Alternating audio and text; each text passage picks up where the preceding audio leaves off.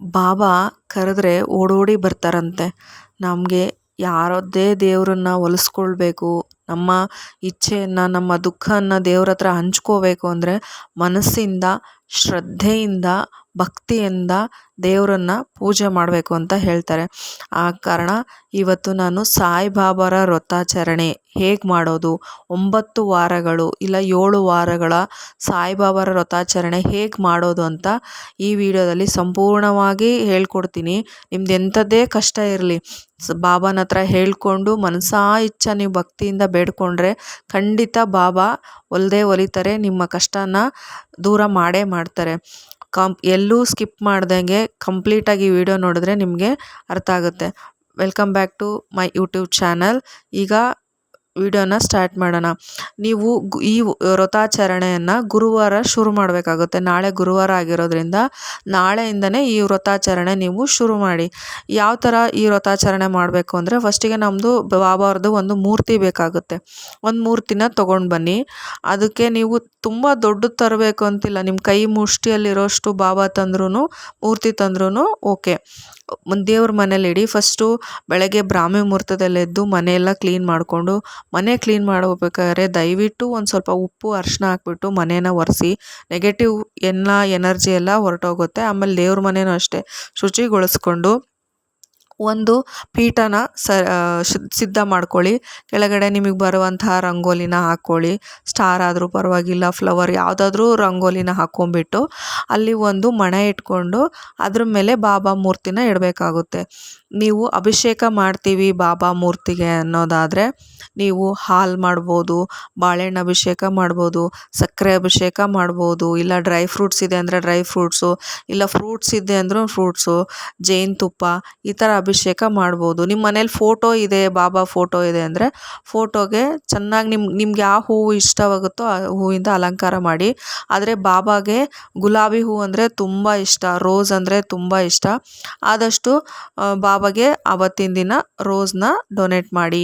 ನೀವು ರೋಸ್ನ ಮಾಲೆ ಮಾಡಾದರೂ ಹಾಕ್ಬೋದು, ಇಲ್ಲ ಅದೇ ಥರ ಇಡ್ತೀನಿ ಅಂದ್ರೂ ರೋಸ್ ಪೆಟಲ್ಸ್ ತೆಗೆದು ಅಲಂಕಾರ ಮಾಡೋದಾದರೆ ನಿಮ್ಗೆ ಇಷ್ಟ. ನಿಮ್ಗೆ ಯಾವ ಥರ ನಿಮಗೆ ಪ್ರೀತಿಯಿಂದ ಯಾವುದೇ ಒಂದು ಪೂಜೆ ಆಗಲಿ ಇದಾಗಲಿ ಪ್ರೀತಿಯಿಂದ ಭಕ್ತಿಯಿಂದ ಮನಸೋ ಇಚ್ಛೆ ಮಾಡಿಬಿಟ್ಟು ನೀವು ಎಲ್ಲ ಪೂಜೆ ಎಲ್ಲ ಆದಮೇಲೆ ನೀವು ಒಂದು ಸಂಕಲ್ಪ ಮಾಡ್ಕೋಬೇಕು.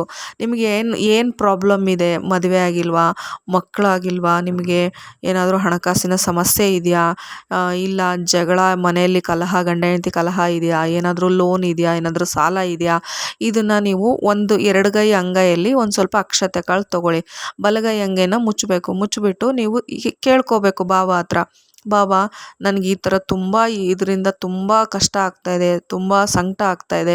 ನಾನು ಇಷ್ಟು ವಾರಗಳು ಅಂತ ಪೂಜೆ ಮಾಡ್ತೀನಿ, 3 ವಾರ ಇಲ್ಲ 5 ವಾರ ಇಲ್ಲ 7 ವಾರ ಇಲ್ಲ 9 ವಾರ, ನಿಮ್ಮ ಶಕ್ತಿ ಅನುಸಾರ ನಿಮ್ಗೆ ಎಷ್ಟು ವಾರ ಮಾಡೋಕ್ಕಾಗುತ್ತೋ ಅಷ್ಟು ವಾರ ನಾನು ಪೂಜೆ ಮಾಡ್ತೀನಿ ತಂದೆ. ಗುರುವಾರ ಮಿಸ್ ಮಾಡಿದೆ, ನನಗೆ ಇದನ್ನು ಈಡೇರಿಸ್ಕೊಡು, ಈ ಕೋರಿಕೆಯನ್ನು ನನಗೆ ಈಡೇರಿಸ್ಕೊಡು ಅಂತ ಮನಸ್ಸಾಯಿಂದ ಭಕ್ತಿಯಿಂದ ಕೂತ್ಕೊಂಡ್ಬಿಟ್ಟು ಬಾಬಾನ ಹತ್ರ ಕೇಳ್ಕೊಳ್ಳಿ ನಿಮ್ದೇನಿದೆ ಕೋರಿಕೆ ಅಂತ. ಆಮೇಲೆ ಆ ಅಕ್ಷತೆ ಕಾಳನ್ನು ಬಾಬಾನ ಪಾದದ ಹತ್ರ ಹಾಕ್ಬಿಟ್ಟು ಊದುಗಡ್ಡಿ, ಧೂಪ, ದೀಪ, ನೈವೇದ್ಯ 2 ತುಪ್ಪದ ದೀಪ ಹಚ್ಚಿ, ಆಮೇಲೆ ಧೂಪ ಹಾಕಿ. ಬಾಬಂಗೆ ಧೂಪ ಅಂದರೆ ತುಂಬ ಇಷ್ಟ. ಧೂಪ ಹಾಕಿಬಿಟ್ಟು ಮನೇಲೆಲ್ಲ ಧೂಪ ಹಾಕ್ಬಿಟ್ಟು ಬಾಬಾನ ಹತ್ರನೂ ಧೂಪ ಹಾಕ್ಬಿಟ್ಟು ಆಮೇಲೆ ನೀವು ಪ್ರಸಾದಕ್ಕೆ ನೈವೇದ್ಯಕ್ಕೆ ಅಂತ ಬರೋದಾದರೆ ಉಸ್ಲಿ ಮಾಡ್ಬೋದು, ಕಡಲೆಕಾಳು ಉಸ್ಲಿ ಮಾಡ್ಬೋದು, ಇಲ್ಲ ಸ್ವೀಟ್, ಆಮೇಲೆ ಬಿಸ್ಕೆಟ್ಟು ಡೊನೇಟ್ ಮಾಡಿ. ಬಿಸ್ಕೆಟ್ಟನ್ನು ನೀವು ನೈವೇದ್ಯಕ್ಕೆ ಇಡ್ಬೋದು. ಸ್ವೀಟ್ ಮಾಡಿ, ನಿಮಗೆ ಪಾಯಸ ಯಾವುದಾದ್ರೂ ನಿಮ್ಮ ಕೈಲಿ ಆಗುತ್ತೆ ಅಂದರೆ ಪಾಯಸ ಮಾಡಿ, ಇಲ್ಲ ಏನಿಲ್ಲ ಅಂದರೂ ಹಣ್ಣಾದ್ರೂ ನೀವು ಪ್ರಸಾದವಾಗಿ ನೈವೇದ್ಯವಾಗಿ ಇಡಬಹುದು. ಆಮೇಲೆ ಅವಲಕ್ಕಿ ಸಕ್ಕರೆ ಇಡ್ಬೋದು. ನಿಮ್ಗೆ ಏನಾಗುತ್ತೋ, ನಿಮ್ಗೆ ಈಸಿ ಅನಿಸುತ್ತೋ ಅದನ್ನು ಮಾಡಿ. ಸ್ವೀಟ್ ಇಡಿ, ಇಲ್ಲಾಂದರೆ ಅಂಗಡಿಯಿಂದ ಏನಾದರೂ ತಂದುಬಿಟ್ಟು ಬರ್ಫಿ ಇಲ್ಲ ಆ ಥರದ್ದು ಏನಾದರೂ ಮೈಸೂರು ಪಾಕ್ ಆ ಥರ ಸ್ವೀಟ್ ಬರುತ್ತಲ್ಲ ಬಾಕ್ಸ್, ಆ ಥರ ತಂದು ಇಡ್ಬಿಡಿ. ಆಮೇಲೆ ಬಿಸ್ಕೆಟ್ ಏನೂ ಆಗಿಲ್ಲ ಅಂದರೂ ಬಿಸ್ಕೆಟ್ ಆದರೂ ನೀವು ನೈವೇದ್ಯಕ್ಕೆ ಇಡ್ಬೋದು. ಇಟ್ಬಿಟ್ಟು ಧೂಪ, ದೀಪ, ನೈವೇದ್ಯ ಎಲ್ಲ ಆರತಿ ಎಲ್ಲ ಆದಮೇಲೆ ಸಾಯಿಬಾಬಾ 9 ದಿನಗಳ ವ್ರತಾಚರಣೆ ಹೇಗೆ ಮಾಡೋವಂಥ ಒಂದು ಬುಕ್ ಸಿಗುತ್ತೆ. ಆ ಬುಕ್ ತಂದುಬಿಟ್ಟು ಅದರಲ್ಲಿ ಮಂಗಳಾರತಿ ಇದೆ, ಬಾಬಾಗೆ ಯಾವ ಥರ ಮಾಡೋದು, ಭಜನೆ ಅಂದರೆ ಬಾಬಾಗೆ ತುಂಬ ಅಂದರೆ ತುಂಬ ಇಷ್ಟ. ಯಾವುದಾದ್ರೂ ಭಜನೆ ಹಾಡು ಗೊತ್ತಿದ್ರೆ ಬಾಬಾ ಮೇಲೆ ಅದನ್ನು ಕೂತ್ಕೊಂಡು ದೇವ್ರ ಮನೇಲಿ ಹೇಳಿ ಏನೂ ಬರಲಿಲ್ಲ ಅಂದರೆ ಓಂ ಸಾಯಿರಾಮ್, ಓಂ ಸಾಯಿರಾಮ್, ಜಯ ಜಯ ಸಾಯಿ ಸಾಯಿ ಸಾಯಿರಾಮ್ ಅಂತ ಇದನ್ನೇ ರಿಪೀಟ್ ಮಾಡ್ತಾ ರಾಗವಾಗಿ ಮನಸ್ಸಿಂದ ಹೇಳ್ಕೊಳ್ಳಿ ಬಾಬಾನ ಹತ್ರ. ಹೇಳ್ಕೊಂಬಿಟ್ಟು ನಿಮ್ದು ಯಾವ್ದು ಕೋರಿಕೆ ಇದೆ ಅದನ್ನು ಬಾಬಾ ಮುಂದೆ ಇಟ್ಬಿಡಿ. ಆದಷ್ಟು ಸ್ವಲ್ಪ ಗುರುವಾರ ಉಪವಾಸ ಇರೋಕ್ಕೆ ಟ್ರೈ ಮಾಡಿ. ಸ್ವಲ್ಪ ನಾನ್ ವೆಜ್ ಎಲ್ಲ ಏನೂ ತೊಗೊಳಕ್ಕೆ ಹೋಗಬೇಡಿ.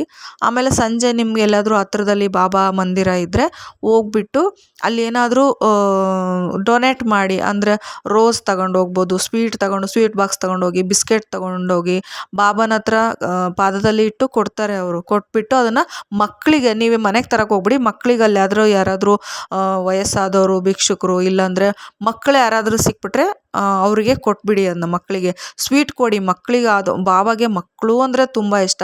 ಚಿಕ್ಕ ಪುಟ್ ಮಕ್ಳು ಇರ್ತಾರಲ್ಲ ಅವ್ರಿಗೆ ತುಂಬ ಇಷ್ಟ. ನಿಮ್ಗೇನಾದರೂ ಸಾಧ್ಯ ಆದರೆ ಅಂದರೆ ನಿಮ್ಮ ಕೈಲಿ ಶಕ್ತಿ ಇದ್ದರೆ ಮನೆಗೆ ಕರೆದ್ಬಿಟ್ಟು ಗುರುವಾರ ಮಕ್ಕಳಿಗೆ ಏನಾದರೂ ಸ್ವೀಟ್ ಕೊಡಿ.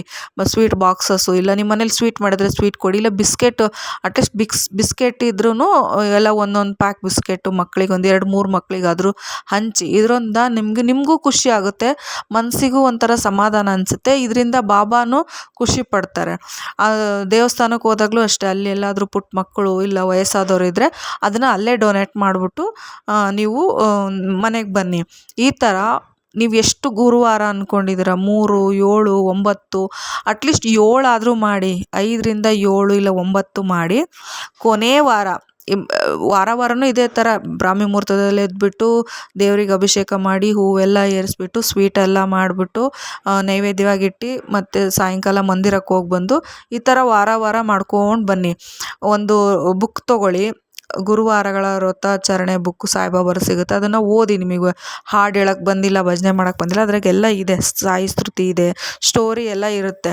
ಅದನ್ನೆಲ್ಲ ಓದ್ಬಿಟ್ಟು 9ನೇ ಗುರುವಾರ ಇಲ್ಲ 7ನೇ ಗುರುವಾರ ಇಲ್ಲ 5ನೇ ಗುರುವಾರ, ಕೊನೆ ವಾರ ನೀವು ಎಷ್ಟು ದಿನ ಅಂದ್ಕೊಂಡಿರ್ತೀರಲ್ವ ಅದು ಲಾಸ್ಟಲ್ಲಿ ಏನು ಮಾಡಬೇಕು, ನೀವು ಮನೇಲೆಲ್ಲ ಬ್ರಾಹ್ಮಿ ಮುಹೂರ್ತದಲ್ಲಿ ಮನೆಯಲ್ಲೆಲ್ಲ ಪೂಜೆ ಎಲ್ಲ ನಾನು ರೆಗ್ಯುಲರಾಗಿ ಯಾವ ಥರ ಮಾಡ್ತೀರೋ ವಾರ ಆ ಥರ ಮಾಡಿ ಸಾಯಂಕಾಲ ದೇವಸ್ಥಾನಕ್ಕೆ ಹೋಗ್ತೀರಲ್ವ, ಮಂದಿರಕ್ಕೆ ಹೋದಾಗ ನೀವು ಎಷ್ಟು ಜನ, ಒಂದು 5 ಜನ, 3 ಜನ ಇಲ್ಲ 9 ಜನಕ್ಕೆ ನೀವು ಅಲ್ಲಿ ಈ ಬುಕ್ಕನ್ನು ಕೊಡಬೇಕಾಗುತ್ತೆ. ಅವರಿಗೆ ಅರಿಶಿನ ಕುಂಕುಮ, ಬ್ಲೌಸ್ ಪೀಸ್ ಆ ಥರ ಕೊಟ್ಟು ಅದ್ರ ಜೊತೆ ನೀವು ಒಂದು ಬುಕ್ಕನ್ನು, ಅಂದರೆ 7 ಜನಕ್ಕೆ ಕೊಡ್ತೀರಂದರೆ 7 ಬುಕ್ ತೊಗೊಂಡೋಗ್ಬೇಕು. 9 ಜನಕ್ಕೆ ಕೊಡ್ತೀವಿ ಅಂದರೆ 9 ಬುಕ್ ತೊಗೊಂಡೋಗಿ. ಅದ್ರ ಜೊತೆ ಒಂದು ಸ್ವೀಟು, ಏನಾದರೂ ಬಿಸ್ಕೆಟ್ ಪ್ಯಾಕೆಟು ಇಲ್ಲ ನೀವು ಸ್ವೀಟ್ ಬಾಕ್ಸ್ ತೊಗೊಂಡೋದ್ರೆ ಒಂದೊಂದು ಸ್ವೀಟು ಅದ್ರ ಜೊತೆ ಕೊಡಿ. ಮುತ್ತೈದೆಯರು ಯಾರ್ಯಾರು ಸಿಗ್ತಾರೆ ನಿಮಗೆ, 3 ಜನ ಸಿಕ್ಕರೆ 3 ಜನನೂ ಕೊಡಿ, 3 ಜನಕ್ಕೆ ಕೊಡಿ. ಇಲ್ಲ 5 ಜನಕ್ಕೆ ಸಿಕ್ಕರೆ 5 ಜನಕ್ಕೆ ಕೊಡಿ. 9 ಜನ ಸಿಕ್ಕರೆ ನಿಮ್ಗೆ 9 ಜನ ಕೊಡಿ. ನೀವು ಎಷ್ಟು ಡೊನೇಟ್ ಮಾಡ್ತೀರೋ ಅಷ್ಟು ನೀವು ಆ ವ್ರತಾಚರಣೆ ಅವ್ರು ಮಾಡ್ತಾರೋ ಬಿಡ್ತಾರೋ ಅದು ನಿಮಗೆ ಬೇಡ. ನೀವು ವ್ರತಾಚರಣೆ ಕಂಪ್ಲೀಟ್ ಮಾಡಿದ್ದೀರಲ್ವ ಇಷ್ಟು ವಾರ ಅಂತ, 9 ವಾರ 7 ವಾರ ಅಂತ ಕಂಪ್ಲೀಟ್ ಮಾಡಿದ್ದೀರಲ್ವ, ಅದನ್ನು ನೀವು ಅಲ್ಲಿ ಬಾಬಾ ಮಂದಿರದಲ್ಲಿ ಕೊಟ್ಬಿಡಿ.